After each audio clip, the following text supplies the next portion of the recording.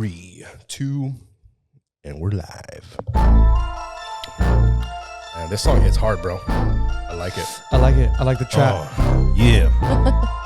Yeah. Waiting for the beat to drop. Here it comes. All right, let's go. Should I use that voice? Yes. Welcome back, guys, to the Dreams to Reality podcast. Just kidding. Guys, we have an exciting show today. Annibal here with my right-hand man, Christopher what up? Tuna Lopez. Damn, this thing is bumping, bro. We have a really exciting show for you guys today. I'm really excited. A little disclaimer. This is not for children. This is for adults. We're going to get X-rated.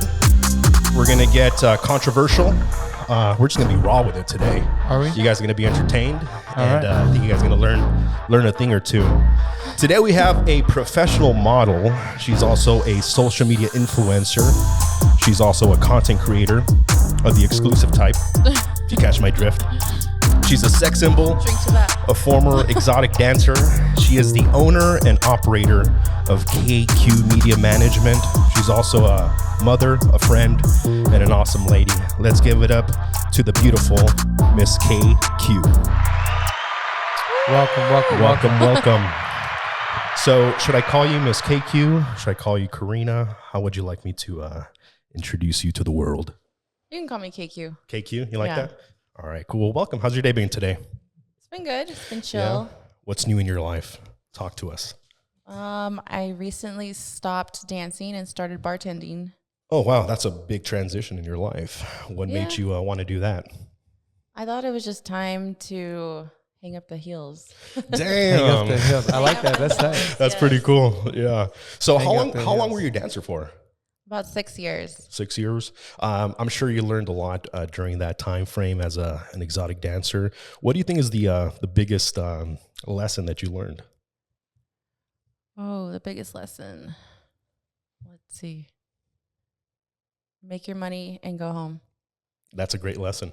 That's what I do every single day. Don't take work home with you. Okay. Don't try and be everybody's friend. Okay. You do live in a dangerous world, in an interesting world that's very different to majority of people. I was talking to Chris about this before we started the podcast, that when you're a beautiful woman, you know, you live in a different world essentially. You know, wherever you go, men are trying to get something from you. They're trying to use you in some kind of way, and you have to kind of have your guards up. You know, so like imagine if every time you went out, you know, when you get out of your car and you're walking to your house, there's like 10 different solicitors. Mm-hmm. Hey, sir, would you like to buy this? You might be nice to them at first. Like, oh, no, thank you. Course, you know, it's cool. And then you walk 2 steps, there's another guy like, hey, I'm trying to sell you this. Like, oh, no, it's cool. After a while, if you see that every single day in your life, annoying as fuck. You're either going to, one, ignore them, just keep walking, or you're going to become a bitch and be like, get the fuck out of my way. You know, I ain't trying to buy nothing. You know, there's a famous a joke or a bit by Chris Rock when he's like, every time a guy's trying to be nice to a girl, he's like, would you like some dick? Let me get that door for you. You know, so I understand coming from that world where, you know, men look at you in a certain way and they're just trying to get something from you. It must affect you in a certain way. Has that impacted you, or tell us about that? A friend of mine told me once that like the job that I'm in, the industry that I'm in, is like a double-edged sword, because you can use it to get what you want. You can use it to make money. But then on the other end, a lot of, I guess, men, or maybe even like a lot of both men and women won't take you seriously. Yeah. They just see you as like, you know, as like sex. Like you're not worth more than just your figure. So it could limit you to some things if you let it. Has it limited you in your experience? I feel like it's painted somewhat of in some areas, I guess it's painted like a bad picture. Yeah.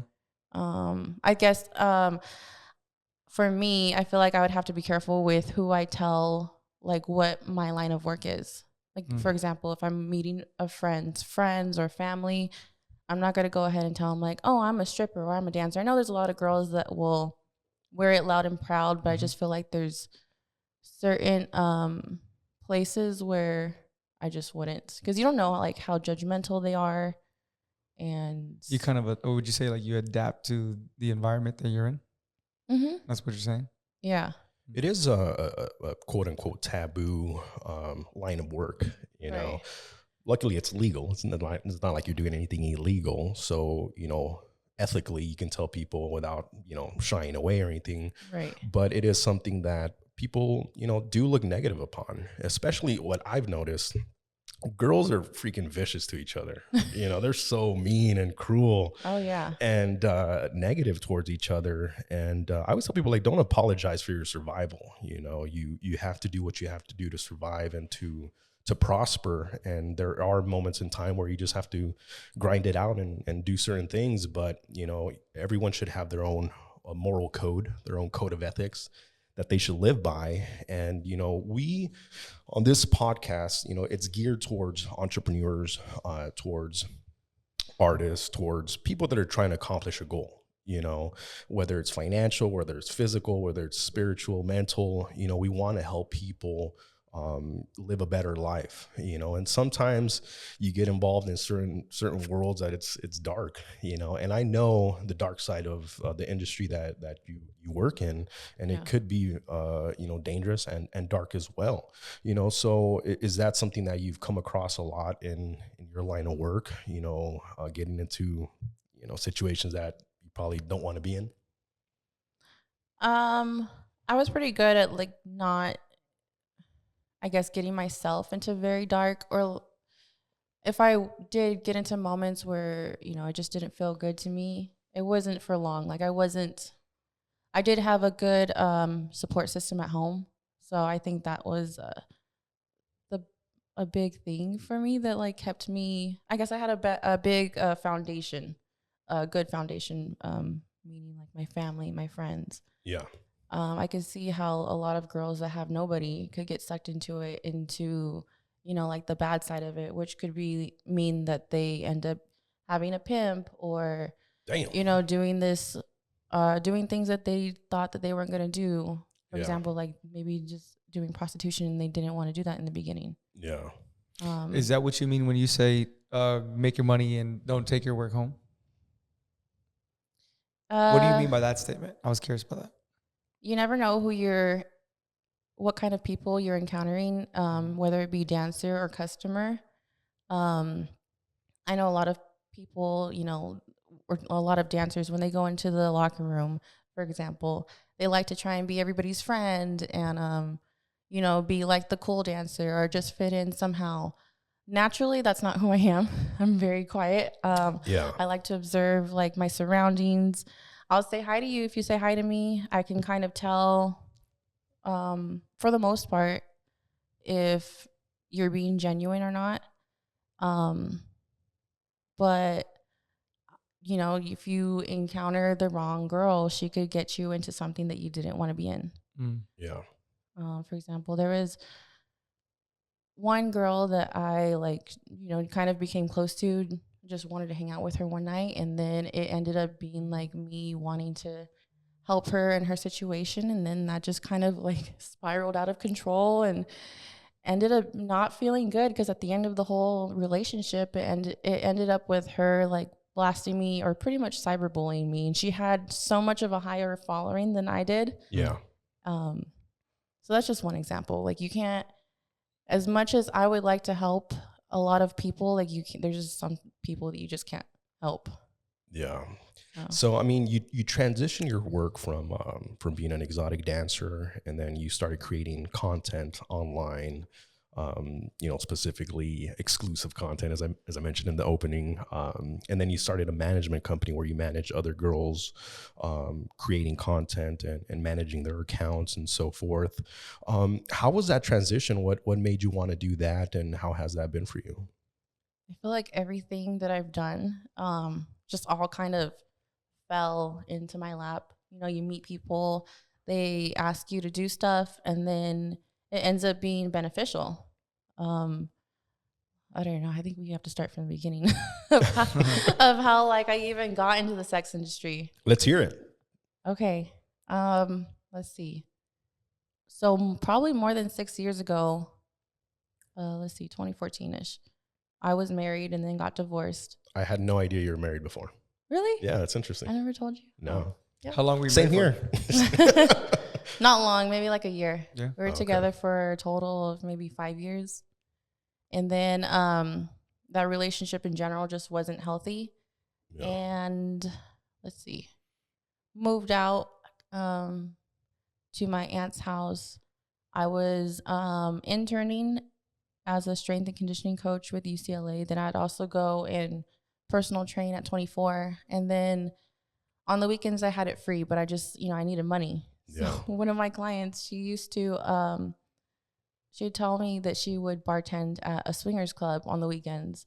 Mhm. And I just asked her, I was like, hey, does your bar happen to need extra help? Because I need some extra money. And she Yeah. brought me in, and I didn't leave for like 2 years. And then Oh, while dang. I was in there, I met another girl that was talking to me about like how great it was when she was dancing in Vegas. So I just kind of like researched how to get into that in Vegas. So I went out there one day, got my permit, got my license, got hired. You need to have a permit and a license to dance? Yeah, you have to have your background checked, and Oh, wow. you have to pay $200 fee, I guess, a year. That's crazy. I thought you just got to have a nice body and look fine. Yeah, I never knew that. That's interesting. Yeah, so I went out there and did that only for like 2 months, and then it just wasn't profitable for me because I was so new, didn't know what to do. Yeah. And then I was like, why don't I just try clubs out here? So I tried the main club that I would work at, and I was like, oh my gosh, it's so much easier to dance here. Yeah. I'm making a lot more money. I'm making more money on like a Wednesday versus like doing my 9-to-5 job. Mhm. And then I just talked about it with an ex-boyfriend at the time, and he was like, well, I don't see like why you shouldn't do it if it's going to make your life easier. And then quit my 9-to-5 and did that until recently, full time. Yeah. Yeah, and then through there, let's see, I met somebody that liked to take photos as a hobby. He's like, how can I take photos of you and I'll pay you $100. And then you can even put those photos on a website and get more gigs.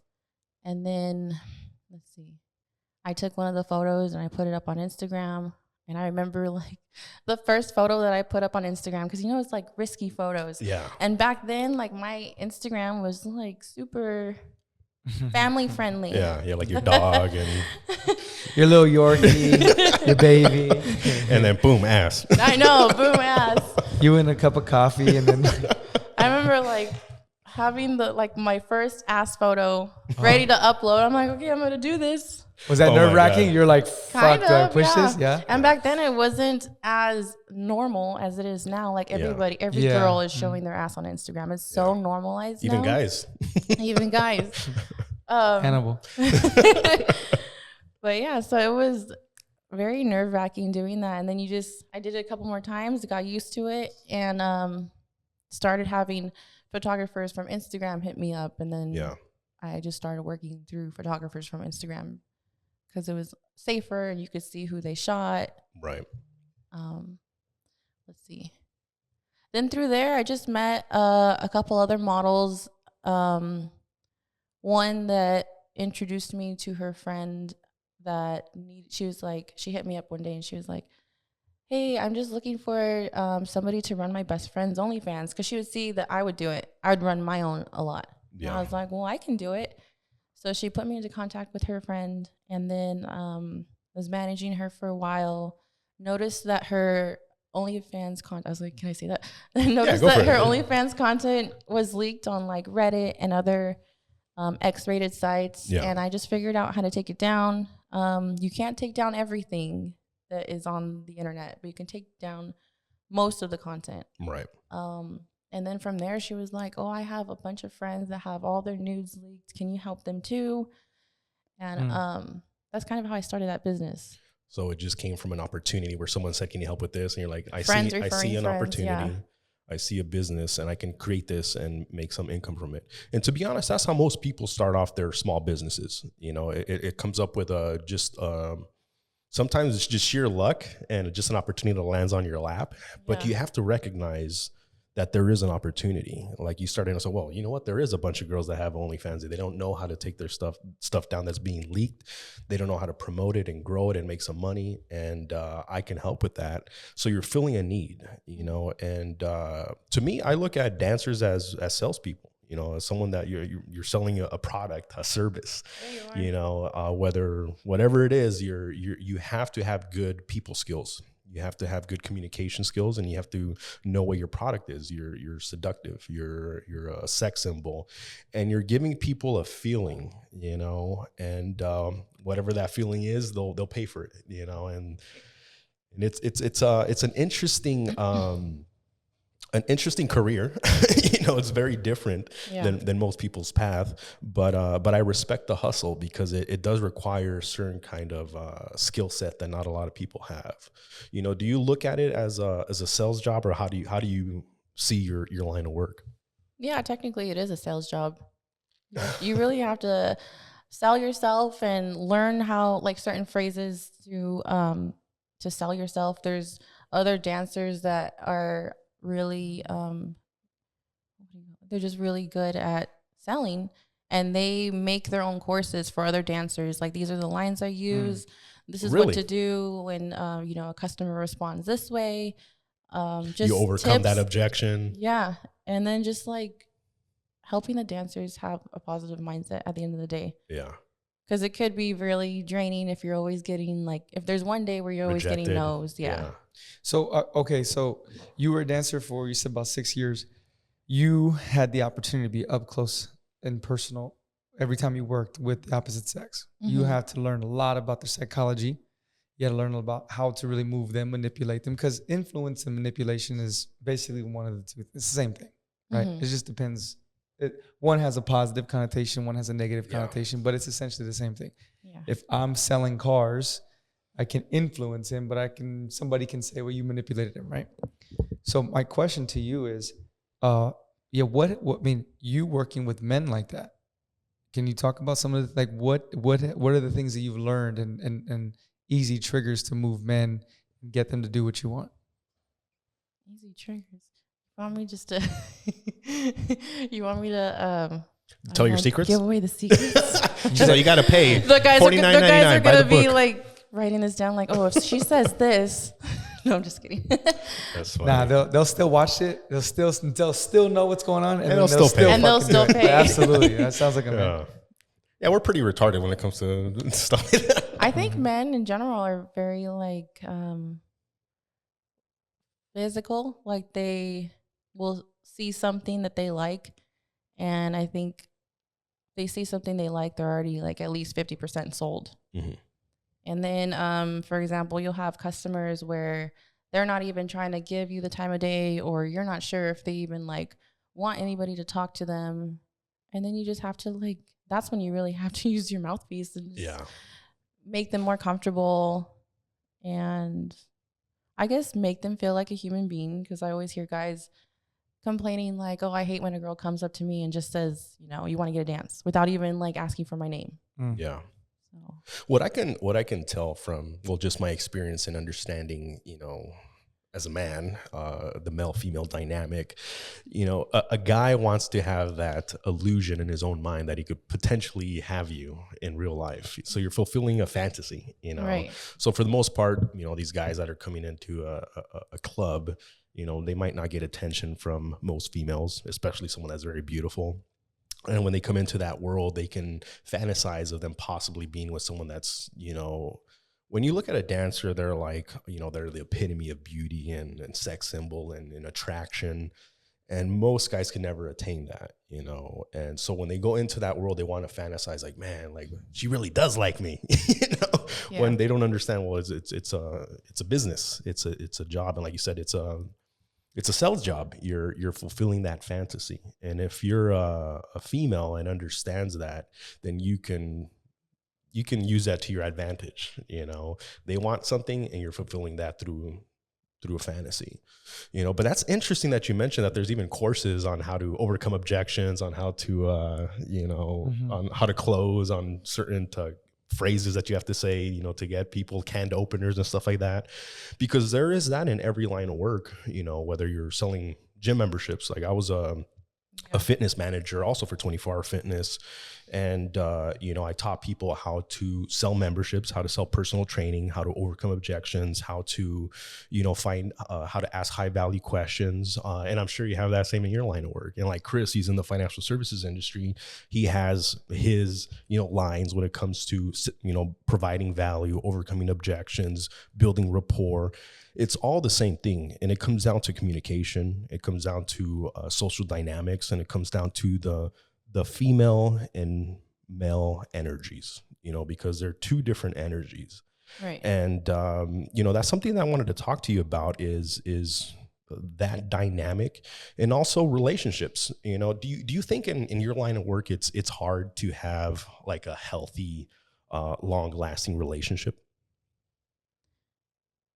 I think it's just gonna take more time to find somebody that's willing to separate you from your dancer personality, for example. Like to separate me, like my real name, from like my dancer name. And it could be hard for, if a guy like, let's see, I've been on dating apps and I've always been upfront with whoever I've matched with, like while I was dancing, this is what I do for work. So at the end of the day, if you already know, like, that's not something I would want my girlfriend to put up or to do for work, then you could let me know then and there, instead of, trying to lie to you and then, it just not working out for either party. What has been the most common answer when you do tell them upfront? Most of the time, they're okay with it, or they just don't know. They're not ready. Yeah. Or do you feel like they're okay with it in the beginning because they're trying to get something from you, which is sex? Probably. Yeah. Oh, yeah. So it's like a fake yes? Probably, yeah. Yeah. I mean, just think of it as like if you guys were to match with somebody and you like find out that they're a dancer, it's like kind of like a little bonus star to tell your friends like, hey, this is the girl that I'm seeing and she's a dancer too. And then automatically your friends are going to be like, oh shit, yeah, like they're going to think like, oh my God, like this super hot chick is, who you're dating. Yeah, for sure. And I think, I would go as far to say I know this, right? You're right 100%. In the beginning, it'd be like, because there's no real emotional connection yet. Right. So it's like, hey, look at this chick. She's fucking hot as shit, right? Yeah. Okay, cool. If you guys continue to date, I know from a man's perspective, once he really starts to get in, like really be into you, he's going to want to be very territorial. He's going to want to be very protective. It's just how really any normal, healthy man is going to be, which is, I don't want my woman doing that. So then I think that's when the argument's going to come up. If the woman doesn't want to get rid of that type of work, right? Have you experienced that? Yeah. I'd say my last relationship, we'd always have arguments over my line of work. There was always an argument about, like if I just wanted to talk to you, like, oh, there was this funny situation with this customer, he'd always make this face. I'm like, dang, I can't even tell you. Like, I want to be able to tell my best friend like something. That's pretty much like how I felt. But of course, I understand he doesn't want to hear that. He doesn't want to hear how I sold him on like a VIP. And then in his mind, he's already thinking like, well, that man spent 15 minutes with my woman. Right. Yeah. And she's half naked. Touching her and all kinds of shit, right? Yeah. So there was always arguments that came up, whether it be through me dancing or through my OnlyFans. And I remember we decided to separate, and then we would kind of talk here and there. And I remember one time I was like, hey, I'm thinking of not dancing anymore. Pretty much like, I still love this man and I would like to give this another shot if he's going to be, okay with me just having my OnlyFans. And then his next question was just like, well, what about your OnlyFans? And I already knew. I was like, okay, well, this isn't going to work because I would still like to have my OnlyFans open, but that's not going to be okay for him. So, okay, I have a lot of questions about that. This man that you were with, right? So basically it was an ultimatum. Either you're going to be with him and you're going to stop all this, or you're going to continue and you can't be with him. It's basically kind of what he presented on the table. Kind of. And I know everything has a clock to it. Like everything has to come to an end. Like my whole sex work industry has to come to an end because I'm going to age. And a little side note, I started attending therapy like in the middle of my last relationship. Mm-hmm. So of course I'd always tell her like everything about my like relationship stuff. And I told her like pretty much what he said. And she just pretty much said, just because two people are good people doesn't mean that they need to be together. Mm-hmm. And you need to, because I would tell her like, I promised myself to not stop doing something for somebody else. And she said, yeah, you should stop dancing for yourself, because if you stop dancing, or even if you stop doing OnlyFans and dancing for a man, you're going to eventually end up resenting him. And it's true. Like, it's interesting. Do you agree with that? Yeah, definitely.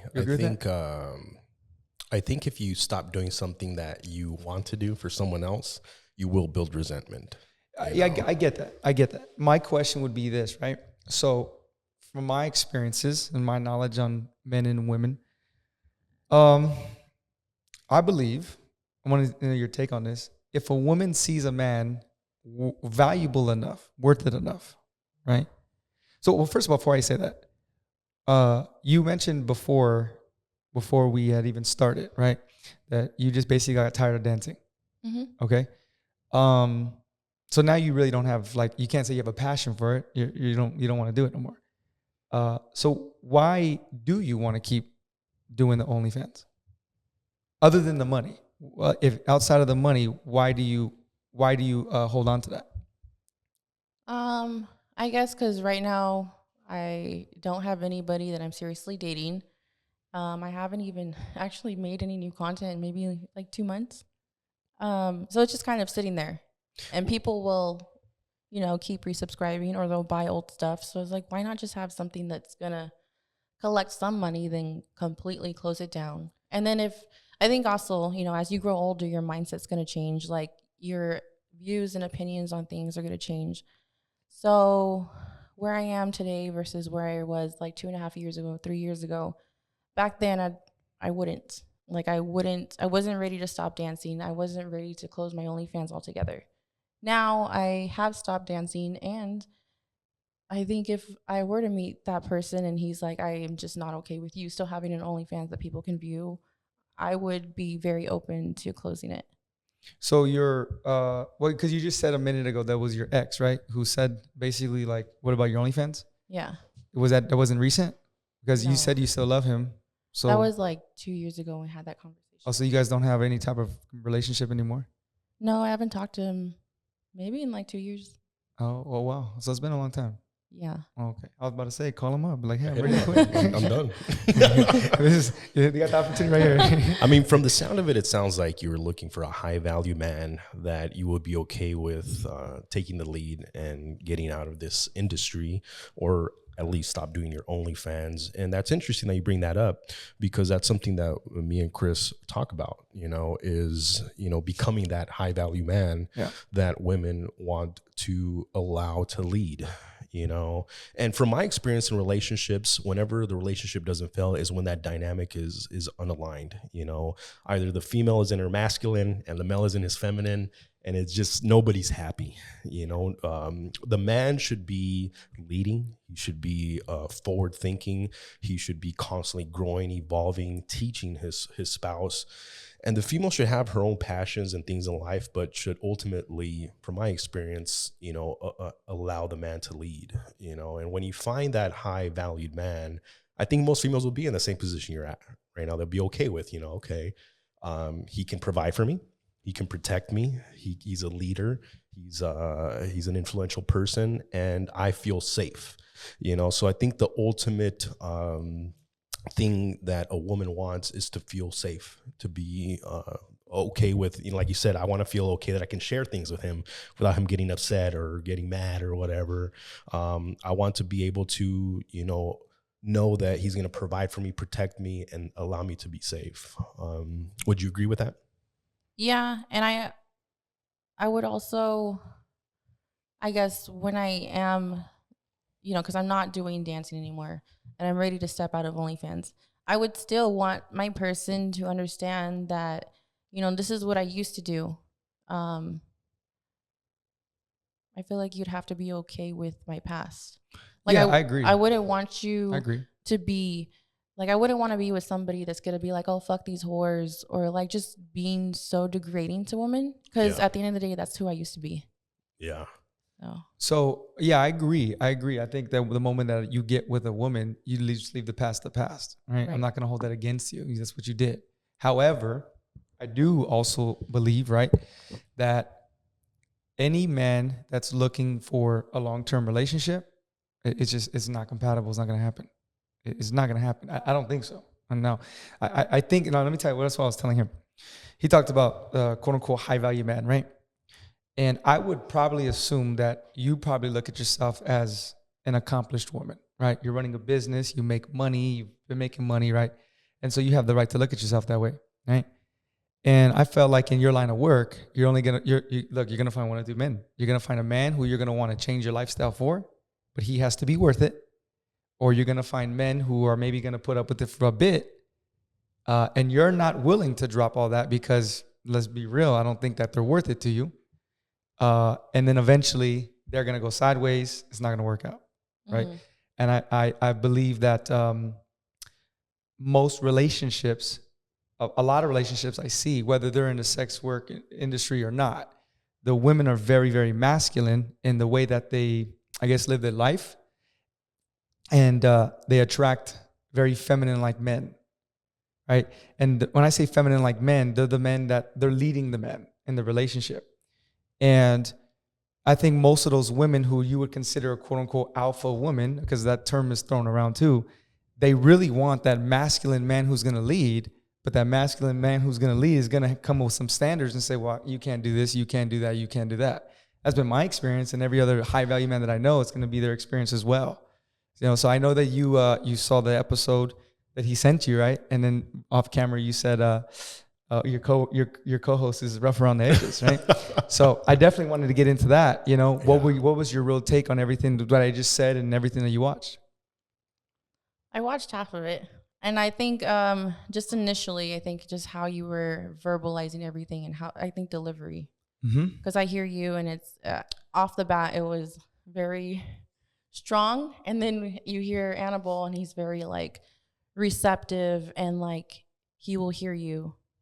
Versus, I guess, when I'm listening to you, it's like, okay, well, I probably wouldn't want to say certain things to this person. Like, there's not that trust, I guess, is what I'm trying to describe, for me to like tell you like a bunch of things if I were to just meet you off of that episode.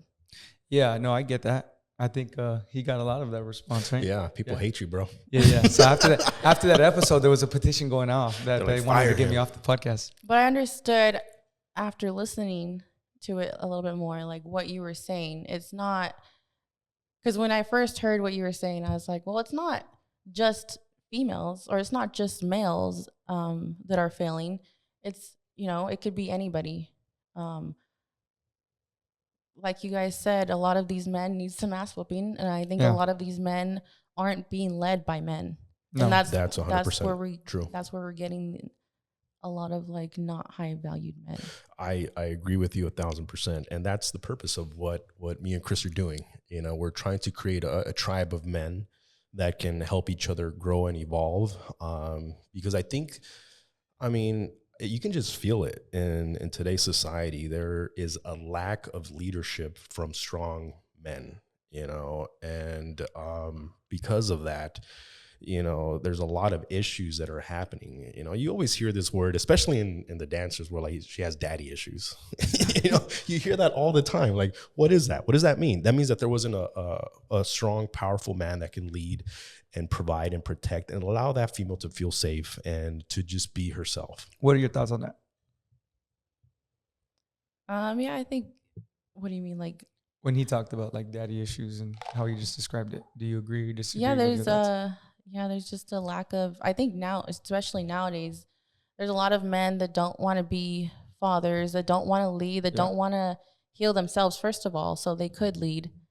Um, and when you have a lack of men leading men, and like I heard from another podcast, men need to keep other men accountable because men are more likely to listen to other men versus they are to listen to a woman. Yeah. So when you have a lack of that, I feel like nowadays you're going to have what it feels like is a lot of men against women when it shouldn't be like that. It should be men and women working together. I agree. I agree 100%. And I think that my words, because of the delivery, like you said, and I'm gonna be honest with you, that's all intentional. I do that because it gets people's attention, whether they hate me or not. I don't really care. Conor McGregor over here. I don't care. I'm not gonna meet these people anyway, so who gives a fuck? But yeah, I think my words definitely, because of the delivery, it gets taken out of context, and then they think, oh, you don't like women, you hate women. That's not true at all. That's not true at all. I love women, and I really, really believe in the traditional sense of a relationship, right? And we live in a time today where that type of relationship is now looked down upon. And I think, and I believe 100% the reason why is because we have very, very weak men in society today. And just like you said, either they grew up without a father, the father was a piece of shit, whatever it was, and they never learned how to be men. So then they grow up and they're very feminine. And now you look at women have had to step up, and they've had to really essentially become the man because there is no man leading them and helping them and guiding them and teaching them. And I believe that that's really the role of a man. I think that's a duty of a man. So I don't necessarily blame women 100% for everything that they do. However, I do think and I would love to get your opinion on this, the new feminist movement, I think is bullshit, 100%. I don't think it's about they love women and they're trying to empower women. I think it's all hypocritical. I think it's bullshit. And I think it's more so about man hating than anything else. And then when I look online, I see a lot of even the men that have podcasts and have a voice and they speak about topics like this. I think most of them, where they go wrong is that it ends up turning into women hating. Yeah. Right? I see that a lot. And I don't agree with that. Yeah. I don't. I also don't agree with women hating men. Because I for the life of me, I don't understand this fucking statement. I don't need a man. I think that's the fucking stupidest shit. 100%. Yeah. I really believe that, because what man do you, what real man walks around going, I don't need women? First of all, we need women. I love women. I want to be around women. I'm not fucking gay. You know what I mean? So I don't understand. And it's, and I think that most women today, because of lack of leadership, lack of guidance, lack of, men leading in society, they have these unfortunate thoughts, these beliefs, like, I don't need a woman, I don't need a man, right. I'm independent, blah, blah, blah. And I think that's what keeps women unhappy. What are your thoughts on all that? Yeah, I think because of the lack of leadership in men, or also, the daddy issues, women end up coming up with that phrase, like, I don't need a man. Yeah. Because they, at some point in their life, had to step up and play both roles, whether it be growing up in the house and, raising their siblings or helping their mom, or it being that they end up having a kid with a shitty baby daddy and having to step up and have all that responsibility. So how do we bring order to this society? That's a good question. What are your thoughts on that? I'm serious. How do we bring order? Because there's a lot of fucked up shit now, right? How do we bring order to men and women? And I think that when we restore the home, we fix a lot of problems. And I think men need to be taught, well, I'm already giving you the answer. Let me hear your answer. I think it starts with love. What does that mean? It's too vague. Like, there just has to be love on both sides. There just has to, men and women have to just show each other love and be receiving to it. I think a lot of people have their guard up to just being vulnerable in general. And so everybody walks around with this wall of toughness, and they don't want to show who they are or help anybody else out. It's very, me for myself against everybody else. And I think that's kind of where you would get the men against women. Yeah. You know what? When you were talking about why girls say, I don't need a man. I agree 1,000% with what you're saying. It's a defense mechanism. They've been failed. They've been failed by men. Either you said they didn't have a father growing up. They had to take up the slack. They had to raise their siblings. They had to go to work and provide. They had to protect for their own family. They ended up having a kid with some guy that was a scumbag and never there. He's gone. He's having kids with 10 or 20 other women, cheating, lying, stealing, breaking hearts, breaking households. There are scumbag men out there that are creating destruction. There are evil people out there. And like Chris has said before, it is not the female's fault that she has developed this, like you said, wall, this shell of hardness, this callus, because of the pain and suffering that they have endured because of weak men, because of their deception, their lies, and their lack of masculinity and leadership, because other men have not held them accountable and I have not taught them what it is to be a man. So I understand 100% when a female says, I don't need no man. What she means is that no man has ever stepped up and have provided what I needed. But like you said, love, being able to be vulnerable and understand yourself and realize, I don't want to be a freaking man. I'm a female, I know what I am and what I want. I wish I was raised by a good father that could have shown me the love, the protection, and the guidance. I wish that my baby daddy was actually a good father to my kids and had provided and protected them and not, lied and cheated and steal and had 10 other kids with other women. But unfortunately, the circumstance that they're in has led them to develop that callus, that wall, that shell that makes them who they are. And because of that, everyone suffers. Yeah. Not only does she suffer, but her kids suffer. The man suffers, and it comes down to people not taking accountability and understanding their role. So it comes down: what is a man? What is a female? What is masculine and what is feminine? I don't care if you're straight, gay, bisexual, transsexual. There's always a masculine and feminine energy. There's a positive and negative. There's an up, there is a down. Even in gay relationships, one of them takes on more of a feminine role and one takes more of a masculine role. Yeah. So that doesn't matter. The physical is one thing, but energy is formless. There is masculine and then there is feminine. When I think of a female, the words that come to my mind is receptive, nurturing, that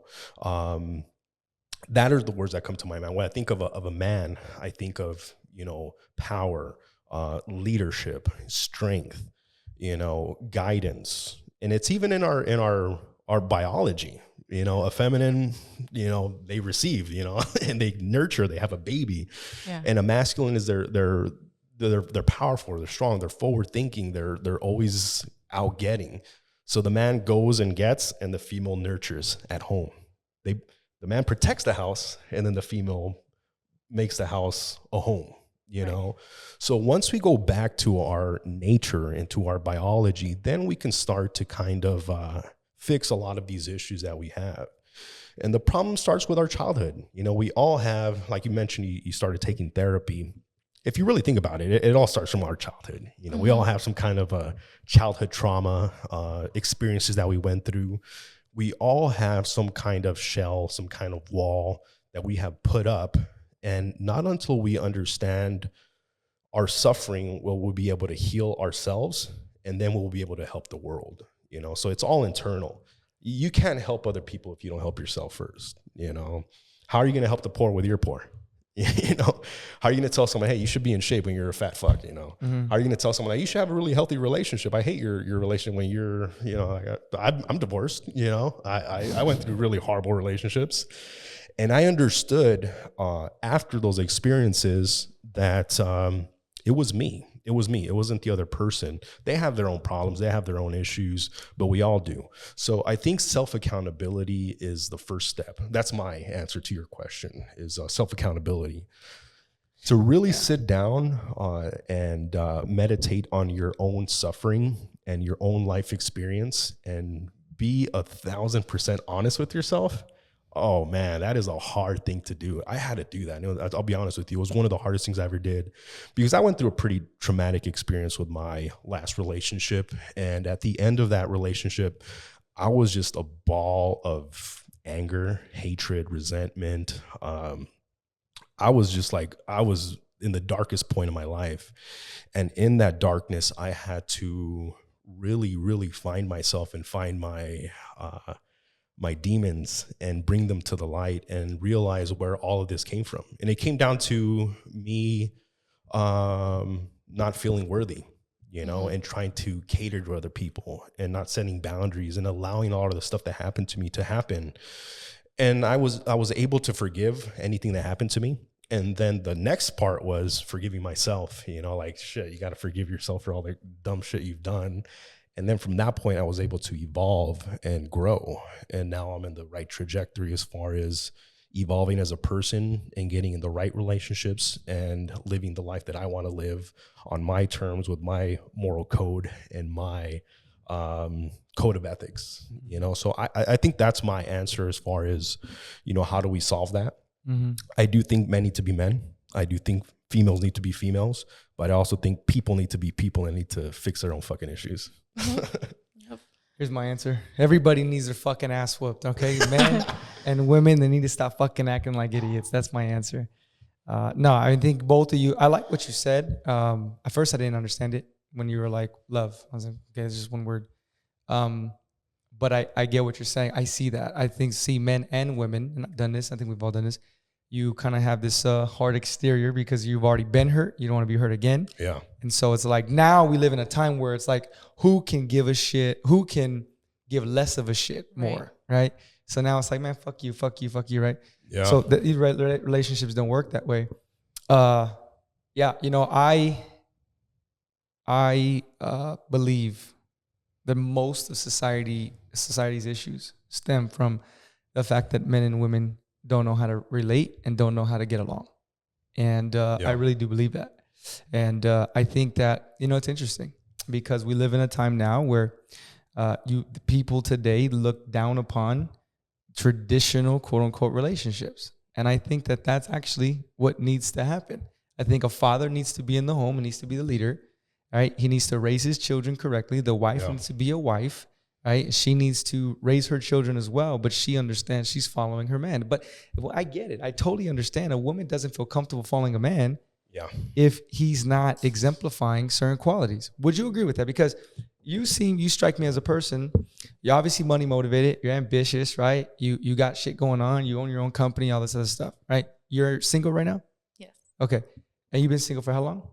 2.5 years. Okay. And you're an attractive woman. 2.5 years. Okay. Like, damn, don't make her cry, bro. 2.5 years strong. The reason I'm asking that is because you're clearly an attractive woman. I was going to ask you earlier, how many times a day do motherfuckers hit on you, right? On your DMs and out in the street. I'm assuming it's probably a lot. Maybe the DMs. Yeah, right? Otherwise, I'll walk around like a bum, so. Okay. So it's not that you don't have the opportunities. Mm-hmm. The opportunities are being thrown at your fucking feet. Yeah. Right? And, well, first of all, if you were to choose between being in a relationship or being single, which would you prefer? To be in a relationship. Okay. So then my question to you is, because I think I know the answer, but I want to hear from you. What's the reason why you haven't got with a man? Because you have the opportunities.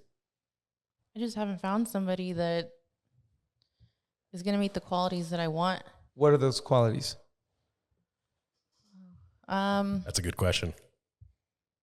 I even have it on my phone. Really? Let's Do you hear really? it. I want to hear it. She has a checklist. Oh my God. So this is actually a really important question that you asked. What are the qualities you look for in a man? My therapist had me write out, what do I want from my next partner? And then how do I want to feel in my next relationship? Oh, we got to freaking hear this now. I got to hear this. Yeah. Let's go. Let's hear it. So I recently made a 5-year vision board for the front screen. Ooh. And then the inside is supposed to be like what I want in my man. Yeah. He even has a blank male figure. Oh my God. Whoa. Does she put 6'5" on it? No. 7 feet tall, 7 fucking figure bank account. It actually has no physical. No. Let's hear it. Let's hear it. Let's see. It says, kind, considerate, makes me feel important, communicates, safe, open-minded, Funny, is a supporter, independent, patient, accountable, vulnerable, adventurous, and then physically and mentally strong. Damn, I didn't know you were talking about me like that. Just kidding. What do you think about that? Whoa, perfect match. What do you think about those attributes? Yeah, I think all of that for sure, 100%. I was looking. I agree with everything you just said. I think a man has a really tall order that he has to fill. You know, the more beautiful of a woman that he's gonna get, the more of a tall order it is. Yeah. It's just what it is. You know, she wants to fill. I'm gonna say this, and you correct me if I'm wrong, but be honest, okay? So don't be like, let me just fucking argue with this I was guy. like, I could narrow it down to like the most important. I know it's Okay. like kind of long. Yeah, I'm gonna guess. Okay, you want to feel safe. That's a big one. I feel like a lot of women want to feel safe. 100%. And that can come from physically safe as well as financially safe. 100%. Yeah. 100%. You want to feel safe. So that really that's being protected and provided for, right? You're being protected physically and you're being provided financially, and that you put that together, that's being safe. I think another thing is, I like what you said. I think that was one of the first things you said. You want to feel important. I think that's what you said. Is that true? Yes. And so basically it's kind of like you want to be seen, you want to be heard, you want to be, I think that Appreciated, right? Yeah, that's how you would respected. feel Have you important. seen that little clip? It says, with the Asian lady in the car, she's like, I just want to be appreciated. I haven't. No, you got to send it to me. I Send it posted- to you. So yeah. those are the two biggest ones that I think pop out. Any other big ones? I'm thinking of my love languages, which are quality time, and which could go with feeling important, and words of affirmation. Okay. Other ones, for them to be vulnerable. It's interesting. What do you mean by that? Because I've dated a lot of men that just are afraid to be vulnerable. For example, I've specifically one person just felt like emotional energy was being drained from me being around this person. Because everything we did was all about what he wanted to do, what he wanted to eat, what he wanted to watch, what he wanted to talk about, what he wanted to listen to. And You translate that to not being vulnerable? right. So- Also, just I had to be careful with what I said.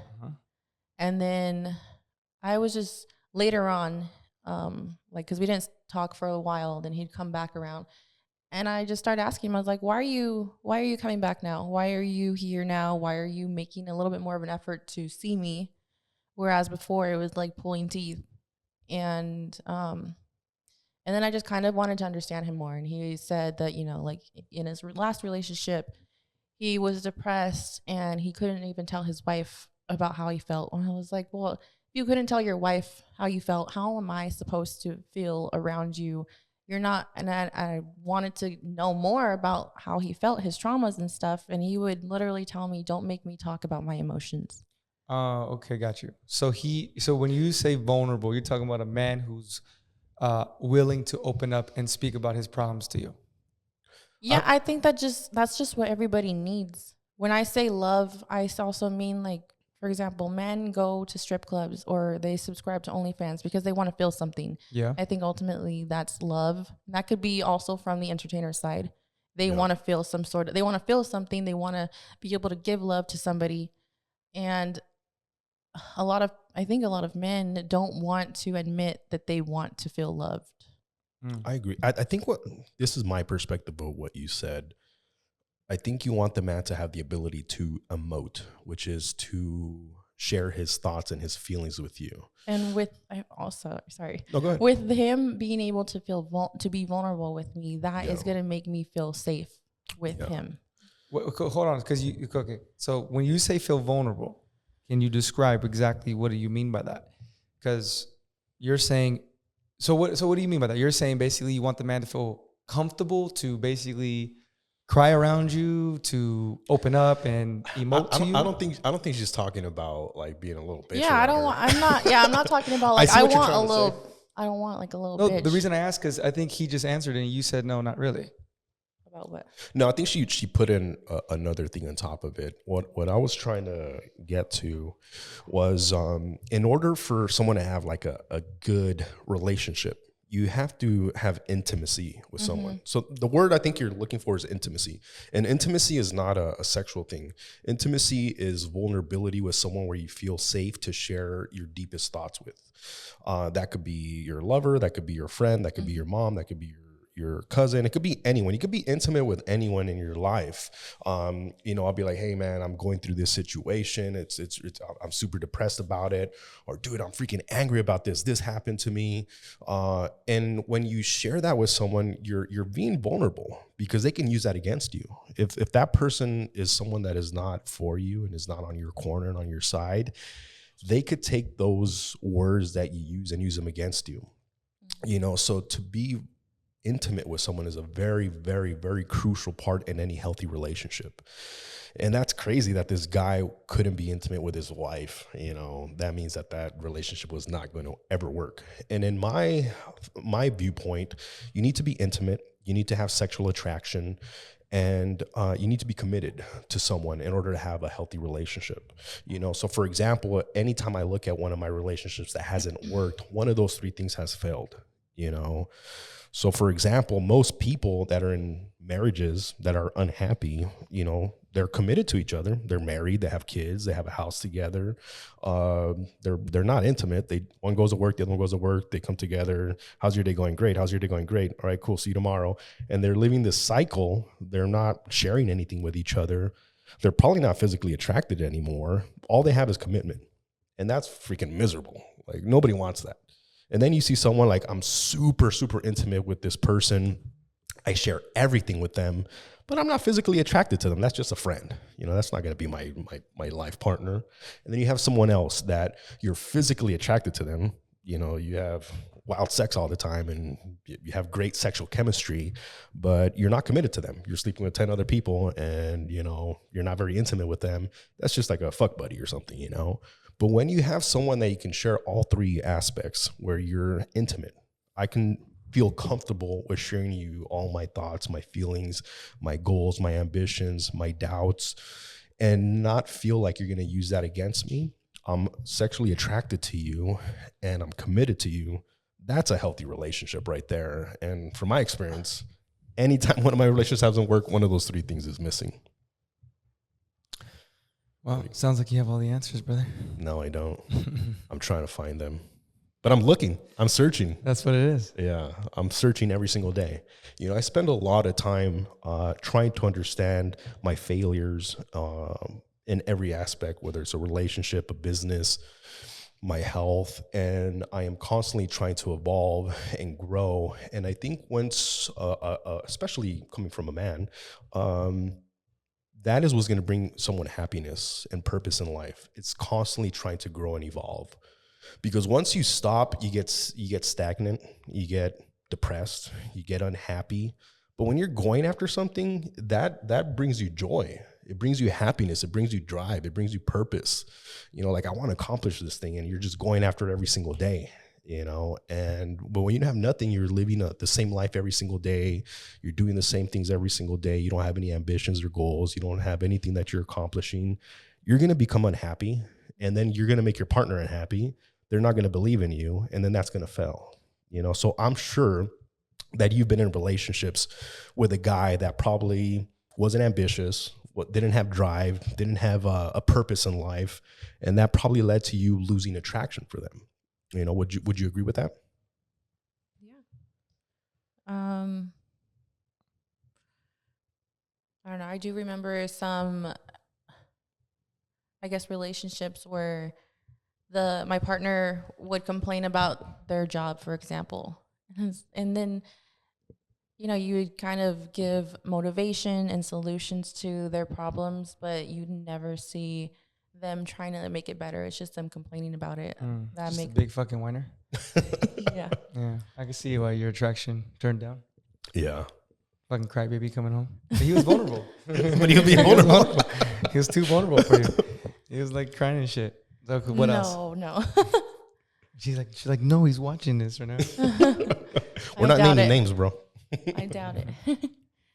What else was I trying to say? What was your question? Damn, I lost my train of thought. I was asking if Losing ambition. if you've lost attraction for a man because of his lack of ambition, drive, and purpose.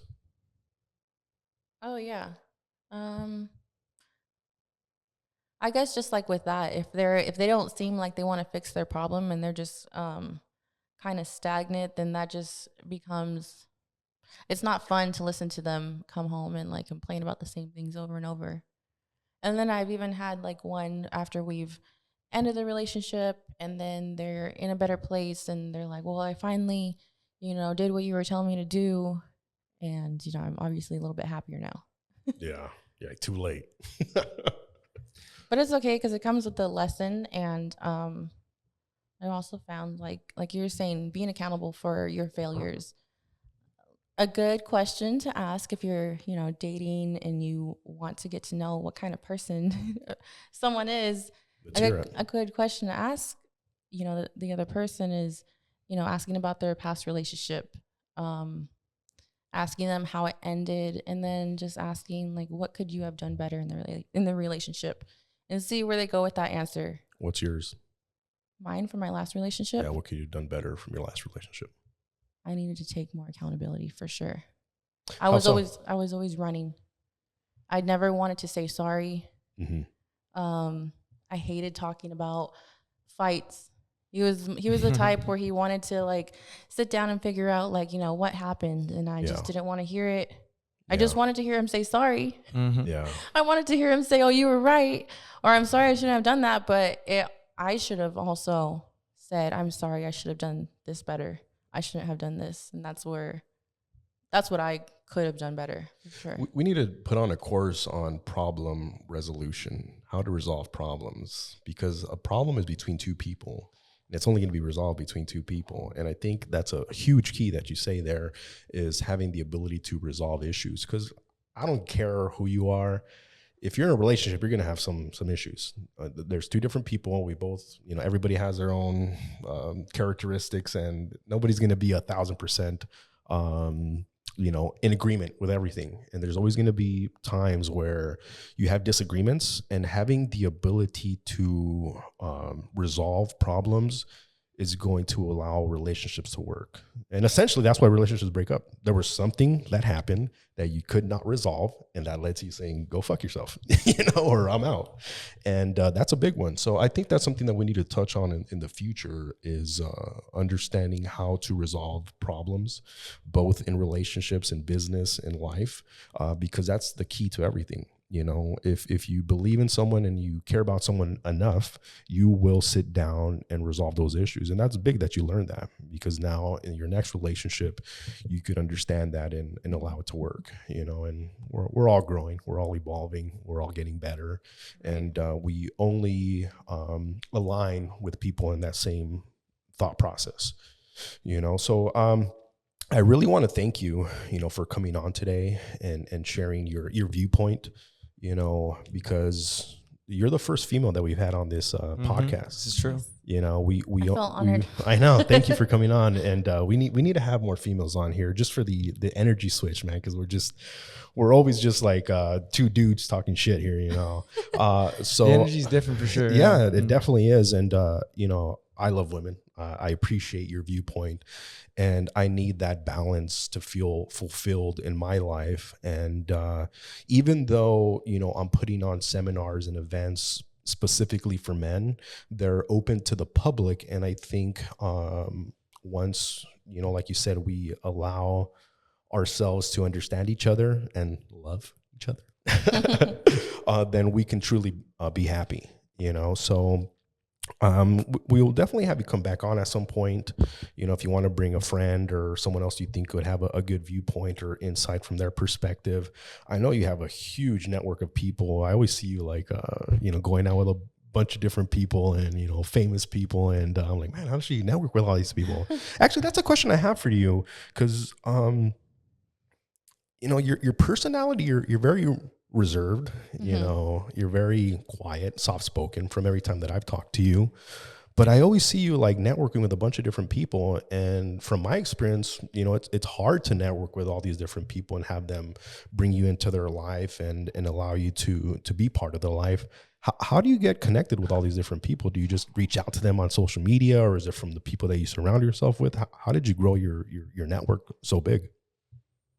I think it's with the people that I surround myself with. You just meet people, and then they know other people, and you know, it's just kind of how it all happens for me, at least. There's this meme that I saw where it said, I would consider myself more of an introvert, and he said, I see that. Said something like, every introvert's friends are extroverts that just adopted them. You know, just like reached out and adopted them like, and made them their friend. That's pretty much how all my friends are. They're very loud and crazy, and you'll see me open up more with them because I've known them for so long. Versus somebody that I'm just meeting for the first time. Right. And yeah, just meeting other people. I guess that's how I've met all these people that I am in contact with. I don't know. Maybe it's some sort of trust also. Like they trust me to work on their things. And then that's why they refer me to their friends. And then that's why they end up becoming my friends to a certain degree. Yeah, that's awesome. What are some tips that you can give to a aspiring model, social media influencer, sex worker, however you want to call it, exotic dancer, just getting started in the industry that wants to be successful, maybe reach some of the accolades that you have? What are some of the tips that you would give to them? I guess with anything, have a why. Like, why do you want to do this? Have an end goal. What are you trying to achieve from it? Like with anything also, not everybody's going to be your friend. There are people that have bad intentions. And then, like I said in the beginning, get your money and go home. Get your money and get out. Don't try and linger around. Like, for example, don't try and linger around in the locker rooms. Yes, it can help you with making, for example, if you're dancing, with getting into sections and making more money. Yeah. But make those your work friends. I have a handful of friends that are close to me that I've met through the club. But, you know, you can't. There's also so many other girls that I just wouldn't keep close to me or trust not because that they're bad people, but because I just don't think that they know, like their head isn't screwed. I don't want to make it sound bad, but screwed on the right way, correctly. Maybe there's just a nut missing or something. It's a little loose on one side. Not trying to say they're crazy, but you know, you can't be friends with everybody. You can't spread out your energy to everybody. Know what you want from it. Be consistent also. Okay, that's good. You know, I got the name of the episode. It's going to be "Get Your Money and Go Home." Get your money and go home. I almost said 3 times this episode, so that's perfect. That's perfect. That's going to be the name of this episode. Christopher, do you have any final questions for Miss KQ? No questions. I just wanted to thank you for coming on here. You are the first woman that we've had on here. So nice. After getting to talk to you, I still don't know you. We just met, but you seem like a very soft, feminine, introspective, and intelligent woman. So I just want to thank you for getting on here. Oh, thank you. Yeah. Thanks for having me, guys. Of course. So let us know where we can find you, or you can get some of that exclusive content. Just kidding. What's your IG handle and your website? IG is at KQ_Quintana with another A at the end. So 2 A's. QUINTANAA. And then the website is misskq.com. Awesome. Guys, make sure you go check out Miss KQ's Instagram. Follow her. Check out her website. Make sure you guys subscribe to the YouTube channel. And we'll see you guys next time.